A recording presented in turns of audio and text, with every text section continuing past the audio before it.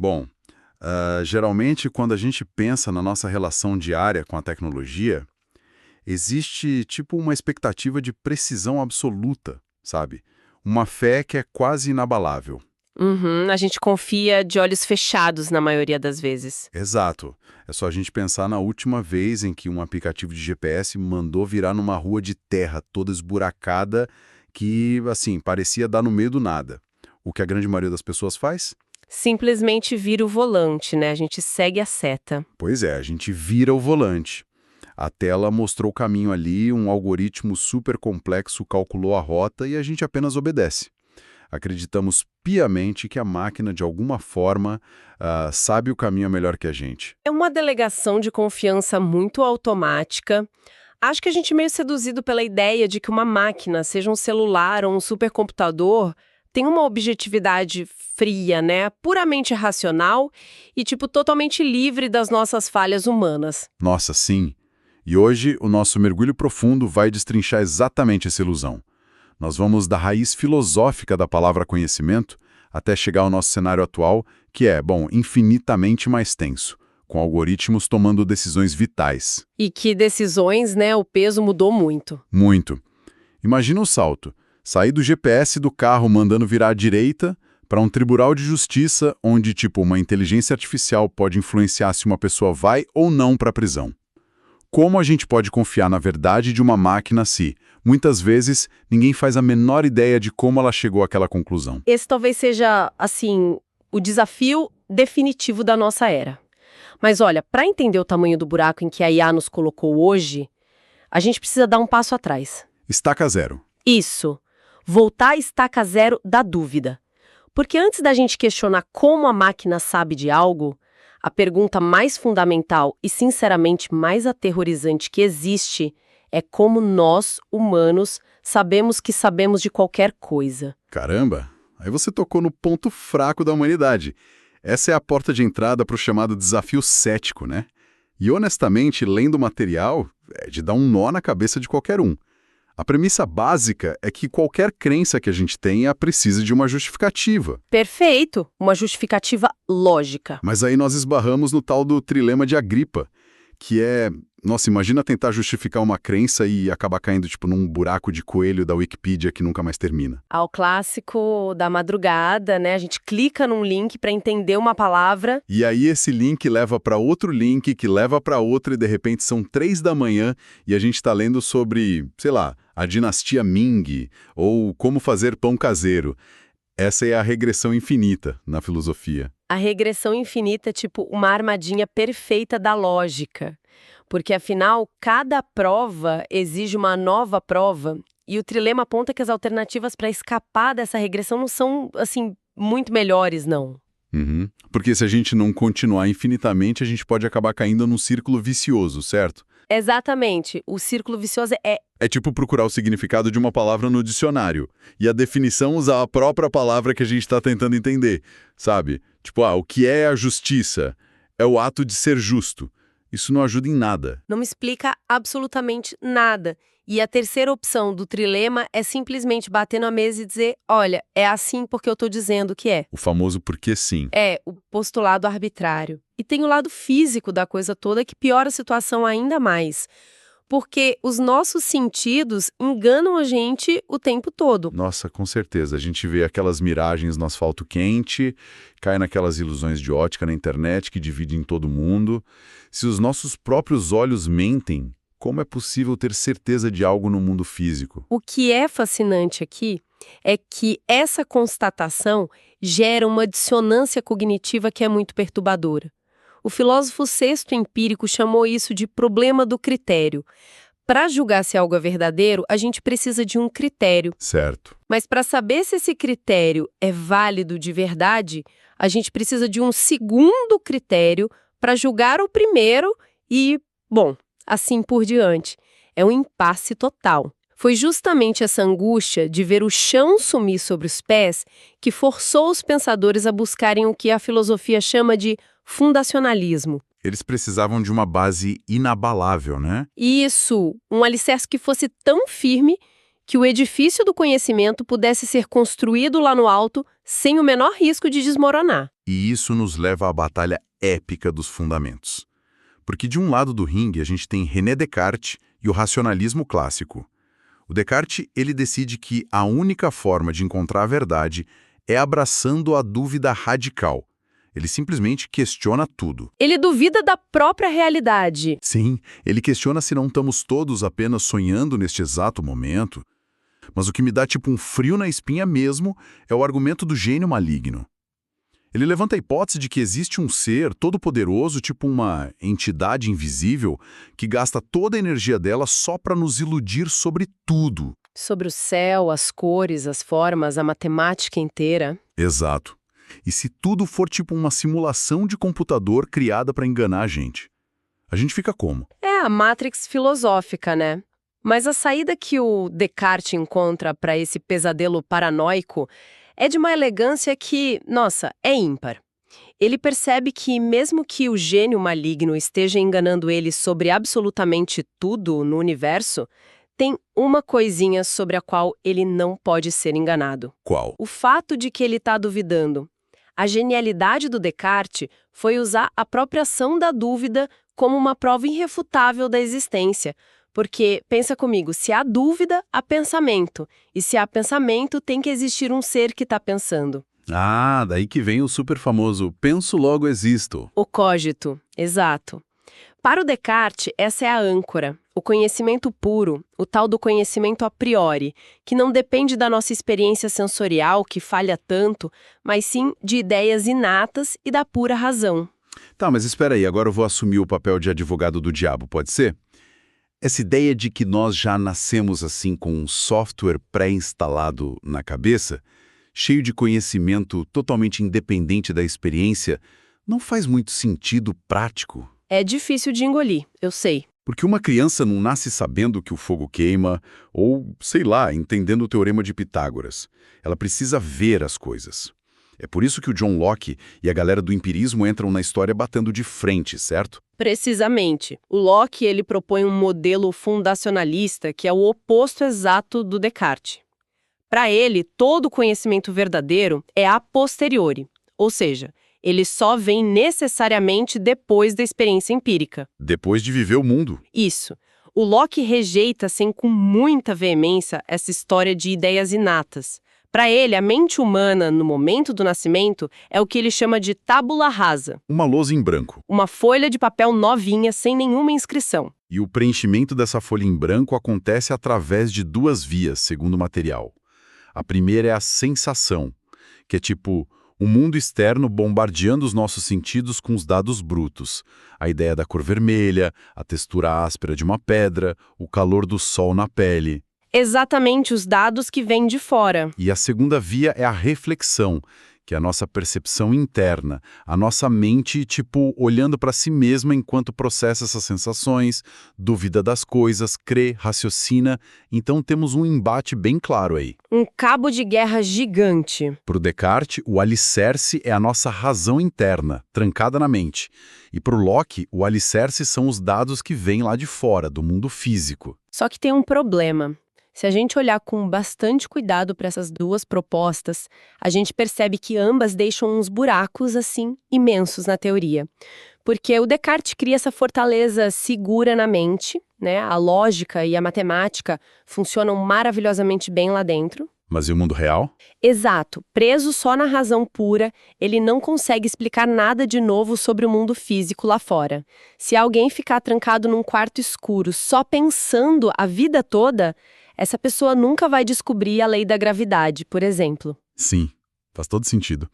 E o empirismo do Locke tem, tipo, exatamente o problema inverso.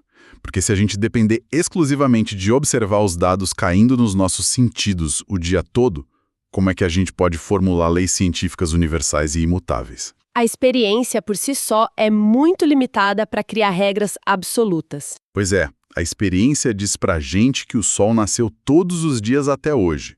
Mas a experiência sozinha não pode garantir com uma certeza matemática absoluta de que ele vai nascer amanhã.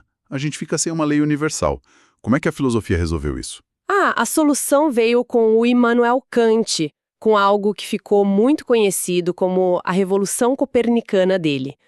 O Kant olhou para todo esse cenário bagunçado e percebeu que tanto os racionalistas quanto os empiristas estavam, segurando só metade do mapa do tesouro. Ele juntou as peças. Ele fez mais que isso. A grande sacada dele foi criar uma nova forma de categorizar como nós formulamos o conhecimento. Ele dividiu isso em tipos de juízos. Olha, essa parte no material exige bastante atenção, porque é densa. O Kant começa separando 2 juízos básicos. O primeiro é o juízo analítico a priori, que é basicamente aquele em que a informação já está contida na própria palavra. Por exemplo, todo triângulo tem 3 lados. É uma afirmação super segura, né? A gente não precisa ir a campo, pegar uma prancheta e sair desenhando triângulos para comprovar isso. Mas também não traz novidade nenhuma para o mundo. E do outro lado, tem o juízo sintético a posteriori. Esse sim depende de irmos lá e testarmos no mundo real. Por exemplo, a maçã é doce. Traz uma informação nova que eu não saberia só de pensar na palavra maçã, mas também não é uma lei universal aplicável a todas as maçãs do universo. Exato. Pode ter maçã azeda. E o grande salto lógico do Kant foi perceber que a ciência e a matemática exigiam algo diferente. Elas exigiam, uma universalidade absoluta, mas também precisavam expandir o nosso conhecimento, trazer novidade. Deixa eu ver se eu entendi o pulo do gato dele, então. É aqui que entra o famoso juízo sintético a priori. O clássico exemplo do Kant é aquela equação matemática simples. 7 mais 5 é igual a 12. O exemplo perfeito para ilustrar isso. Porque, pensa bem, o conceito de 12 não está escondido secretamente dentro da ideia do número 7, muito menos dentro do 5. Não está mesmo. Então, ao resolver a equação, a gente acrescenta uma informação que é realmente nova. Isso é o lado sintético da coisa. Mas, ao mesmo tempo, ninguém precisa ir até uma fazenda e juntar 7 maçãs com 5 maçãs para comprovar que o resultado é 12. A mente humana sabe disso estruturalmente antes da experiência. Isso é o a priori. Perfeito, você resumiu muito bem. E para explicar como a gente consegue fazer essa mágica, o Kant altera radicalmente como nós entendemos o próprio funcionamento da mente humana. Ele argumenta que a mente não é, de forma alguma, um papel em branco passivo que só fica ali recebendo dados do mundo. Não é a tábula rasa do Locke. Nem um pouco. A mente é um molde extremamente ativo.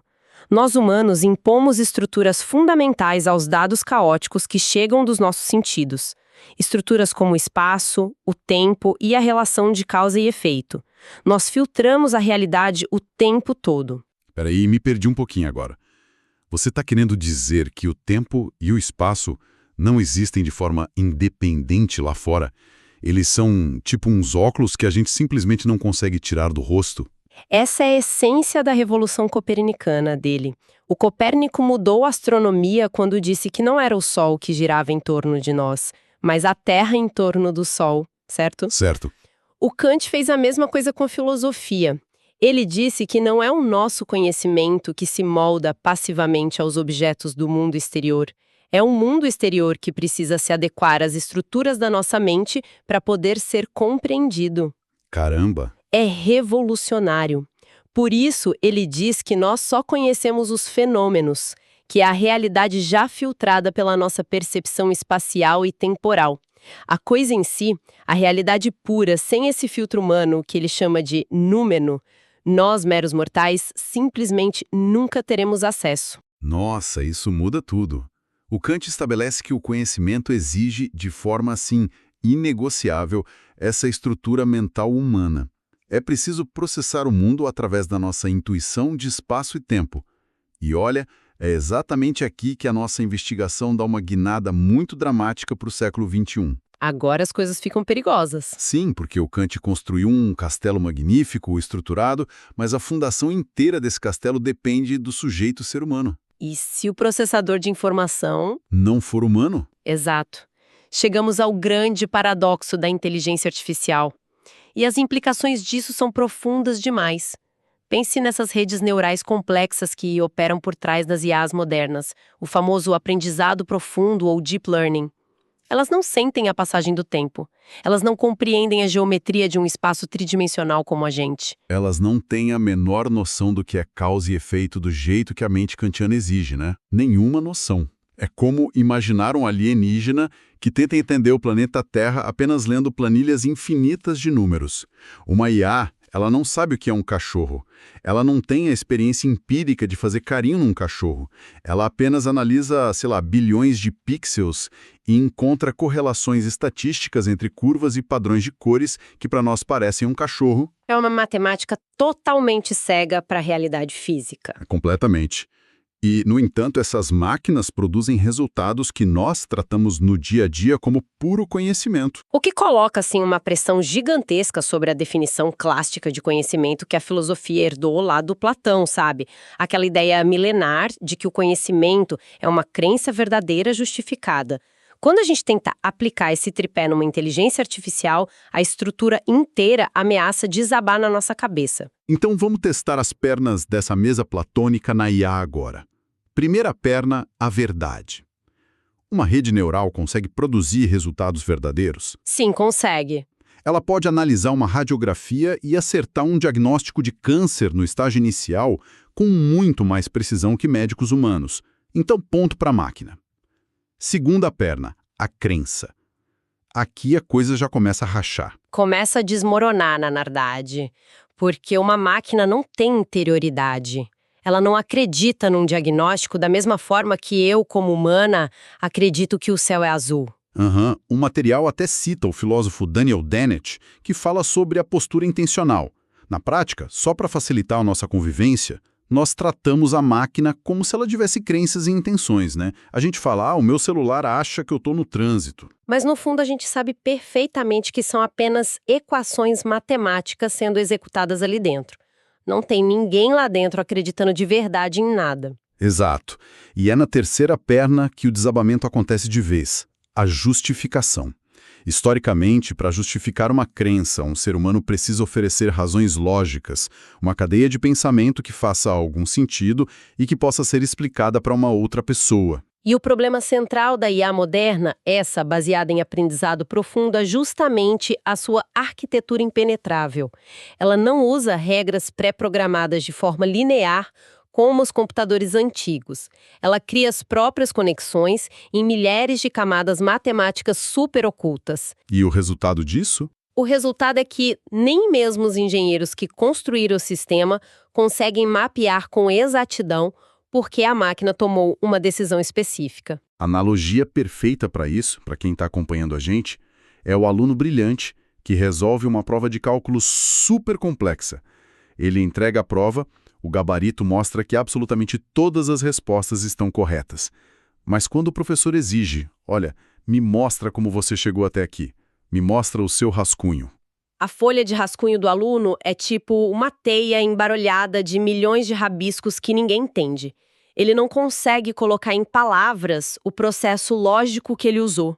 Essa é a opacidade algorítmica, o famoso e temido problema da caixa preta. Diante dessa caixa preta totalmente impenetrável, a epistemologia contemporânea acabou se partindo ao meio.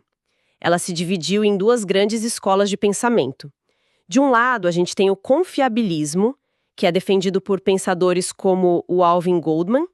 É uma visão muito mais pragmática, sabe? Como assim? Mesmo sendo invisível, é estatisticamente confiável. Logo, a máquina sabe o que está fazendo e a decisão está justificada. É uma visão estritamente focada na performance. Entendi. Eles olham só para o placar final do jogo. Mas do outro lado do ringue temos o intelectualismo, que é defendido por filósofos como a Linda Zagzewski e o Jason Stanley. Eles bebem muito mais daquela fonte racionalista antiga e dizem, calma lá, não basta apenas acertar. Exato, eles exigem mais. Para haver conhecimento real, é preciso haver compreensão profunda. O sujeito precisa entender os porquês de as coisas estarem conectadas. Sem essa capacidade de reflexão, a máquina é apenas, um papagaio matemático super avançado. Ela imita o conhecimento, mas é completamente oca por dentro. E olha, pode até parecer um debate acadêmico, árido, preso nas universidades, mas as consequências são imensas quando a gente tira isso da teoria e coloca no mundo real. Principalmente quando a gente fala de decisões de alto risco que afetam vidas humanas de verdade. Nossa, com certeza. Imagina a situação de ir num banco pedir um empréstimo para salvar o seu pequeno negócio. O gerente insere os seus dados lá no sistema, aperta um botão e o sistema simplesmente nega o crédito. E aí você perguntou por quê, né? Sim, e quando perguntado o motivo, o gerente só responde: o algoritmo disse não e eu não faço ideia do porquê. Essa frustração de não ter uma explicação é onde a filosofia bate de frente com a ética e com a lei. A pesquisadora Cynthia Rudin, ela argumenta no material de forma muito enfática que, em áreas críticas... Como a saúde ou o sistema de justiça criminal. Isso. Nessas áreas, nós deveríamos proibir o uso dessas caixas pretas inescrutáveis. Para ela, a gente deve preferir modelos interpretáveis, mesmo que isso signifique sacrificar alguns pontinhos percentuais de precisão matemática. A gente precisa entender o processo. Não é à toa que legislações recentes, tipo a LGPD aqui no Brasil e o GDPR na Europa, focam fortemente no direito à explicação. O cidadão tem direito de saber a lógica por trás de uma decisão automatizada que afeta a vida dele. E a preocupação da Cynthia Rudin é muito bem fundamentada em casos reais, casos alarmantes. Se a gente aceitar aquela visão confiabilista extrema, que é a ideia de fechar os olhos para o rascunho bagunçado só porque o resultado final parece bom, a gente corre riscos sistêmicos graves.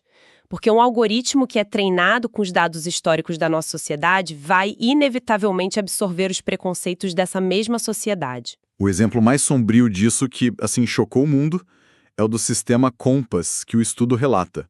Os tribunais lá nos Estados Unidos começaram a usar esse software para avaliar o risco de um réu cometer um novo crime caso fosse solto sob fiança. E a promessa de venda desse sistema era maravilhosa, não era? Mano de um juiz que teve um dia ruim. O problema é que uma grande investigação feita pela ProPublica dissecou os resultados dessa máquina. E o que eles descobriram foi devastador. O que eles acharam? O material aponta que o algoritmo classificava erroneamente réus negros como sendo de alto risco, com o dobro da frequência com que cometiu o mesmo erro ao avaliar réus brancos. O dobro. A mecânica por trás desse erro, que a ProPublica revelou, ilustra perfeitamente o problema da caixa preta.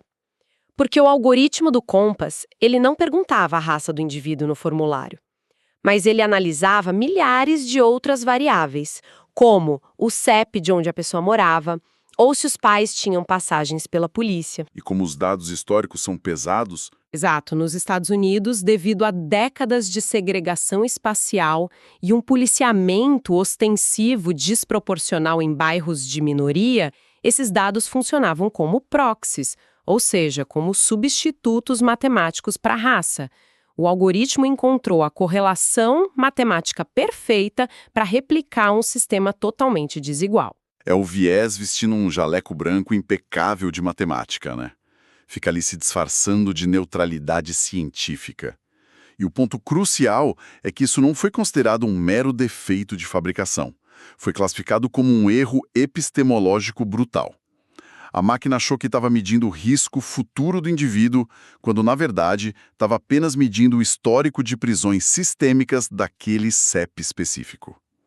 Ela construiu uma falsa verdade. E as consequências filosóficas disso foram genialmente capturadas pela filósofa Miranda Fraker. Ela cunhou o conceito de injustiça epistêmica.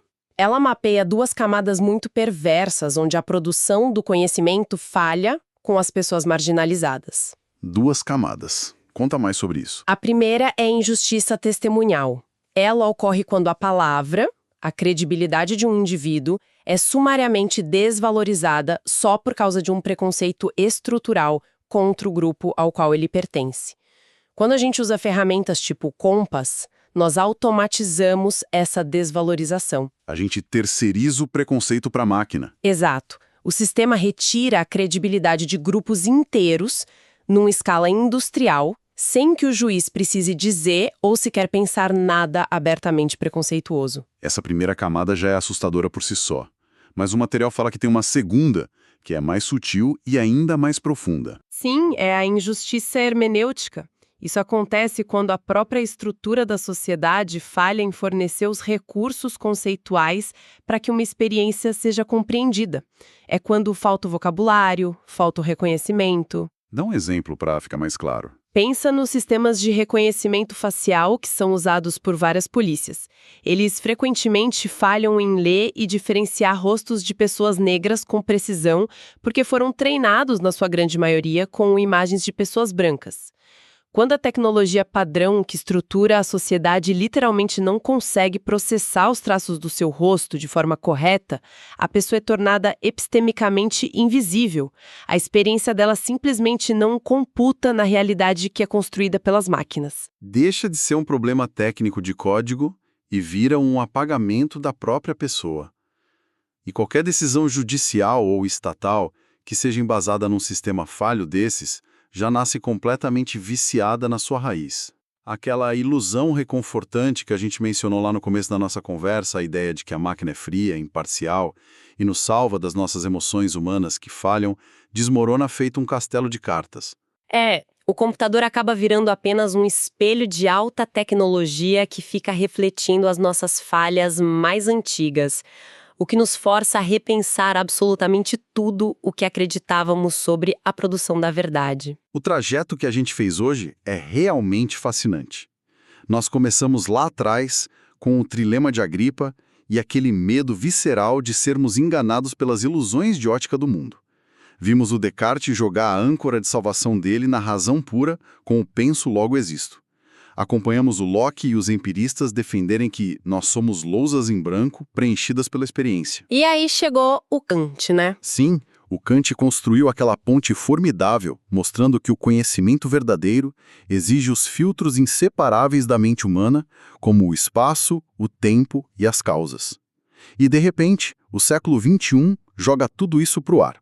Nós criamos sistemas não humanos que mastigam dados e cospem conhecimento sem ter nenhum desses filtros kantianos. Sistemas escondidos dentro de caixas pretas que nem mesmo nós conseguimos decifrar e que muitas vezes carregam os piores preconceitos do nosso próprio passado. E é exatamente por isso que, para finalizar nossa investigação de hoje, acho que vale a pena lançar uma reflexão que vai bem além do simples uso da tecnologia e atinge o próprio cerne do que é ser humano. Qual seria? A epistemologia clássica inteira foi esse esforço monumental de forçar os objetos do mundo exterior a se adequarem aos limites da nossa mente, certo? O que a IA e o aprendizado profundo fazem hoje é inverter totalmente essa dinâmica. A tecnologia nos empurra contra as cordas e nos obriga a tomar uma decisão quase civilizatória. Como assim? A gente vai afrouxar e expandir o próprio conceito histórico de conhecimento para englobar uma performance que é puramente estatística e desprovida de humanidade e de compreensão real, ou nós vamos precisar criar um campo inteiramente novo, tipo uma epistemologia de conhecedores artificiais. Porque pensa bem, se o ato de conhecer deixou de ser o monopólio exclusivo das mentes biológicas, a pergunta mais perigosa já não é apenas como a máquina aprende. A verdadeira questão é quem ou o que vai ditar o que é a verdade no futuro das nossas sociedades. Uau! É o tipo de provocação que faz a gente perder o sono, mas de uma maneira que é absolutamente necessária hoje em dia. Aquela rua esburacada de terra para onde o GPS nos mandou virar lá no começo era só o primeiro indício de que, em algum momento, nós vamos precisar decidir se continuamos confiando cegamente no caminho desenhado na tela ou se retomamos o controle do volante de vez. Retomar o volante é preciso. Que essa nossa jornada pelas raízes filosóficas sirva de ferramenta. A gente precisa observar essas novas máquinas de produzir verdades sem aquele encanto ingênuo e cego pela novidade, mas também sem ceder àquele pavor paralisante do desconhecido.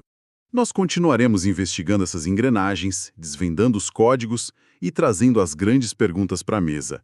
Obrigado por acompanhar e até a nossa próxima investigação. Até a próxima!